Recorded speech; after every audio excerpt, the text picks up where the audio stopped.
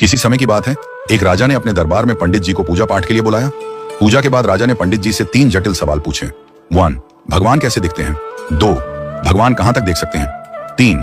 भगवान क्या करते हैं? पंडित जी थोड़े सोच में पड़ गए और बोले, महाराज, इन सवालों के उत्तर देने के लिए मुझे थोड़ा समय चाहिए।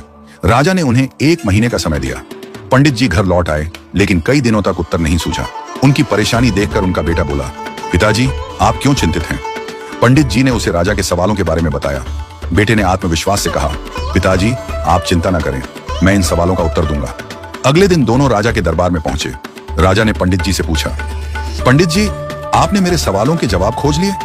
पंडित जी ने कहा, महाराज, मेरे बेटे ने इन सवालों के उत्तर देने का जिम्मा लिया है। राजा ने पूछा, तो बताओ, पहला सवाल, भगवान कैसे दिखते हैं? पंडित जी के बेटे ने मुस्कुराते हुए कहा, महाराज, कृपया एक कटोरी दूध मंगवाइए। दूध लाया गया। लड़के ने उसमें अपनी उंगली डालकर घुमाना शुरू कर दिया। राजा ने चौंक कर पूछा, ये क्या कर रहे हो?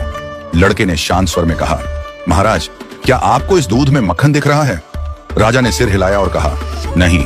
लड़के ने उत्तर दिया, मक्खन इस दूध में ही है, लेकिन उसे निकालने के लिए दही जमाकर मथना पड़ता है। ठीक वैसे ही भगवान हर जगह हैं, पर उन्हें देखने के लिए ध्यान, साधना और सेवा का मंथन करना पड़ता है। राजा ने मुस्कुराते हुए कहा, अच्छा उत्तर दिया। अब बताओ, भगवान कहां तक देख सकते हैं? पंडित जी के बेटे ने कहा, महाराज, कृपया एक दिया मंगवाइए और उसे जलाइए। दिया जलाया गया और उसकी रोशनी चारों ओर फैल गई। लड़के ने पूछा, इस दिए की रोशनी कहां तक जा रही है?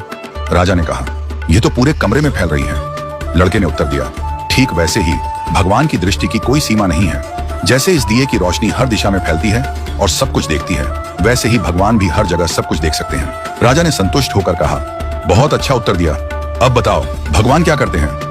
पंडित जी के बेटे ने मुस्कुराते हुए कहा, महाराज, कृपया कुछ देर के लिए अपना सिंहासन मुझे दे दीजिए और आप नीचे बैठ जाइए। दरबारियों में खुसर पुसर होने लगी, पर राजा को जिज्ञासा थी, इसलिए उसने उसे सिंहासन पर बैठने की अनुमति दे दी। लड़का सिंहासन पर बैठकर बोला, महाराज, अब देखिए, अभी तक आप राजा थे और मैं आपकी प्रजा था, लेकिन अब मैं राजा हूं और आप मेरी प्रजा हैं। यही भगवान की लीला है। भगवान जिसे चाहते हैं उसे ऊंचाई पर बिठा देते हैं और जिसे चाहते हैं उसे नीचे उतार देते हैं। यही उनका काम है। राजा यह सुनकर चकित रह गया। उसने पंडित जी और उनके बेटे की चतुराई की सराहना की और उन्हें ढेरों उपहार दिए। राजा ने कहा, आज तुमने मुझे भगवान की शक्ति, दृष्टि और कार्यों का गूढ़ रहस्य समझा दिया। इस घटना के बाद राजा ने विनम्रता और सेवा का भाव अपनाया, क्योंकि वह समझ गया था कि भगवान हर जगह हैं और हर रूप में विद्यमान हैं।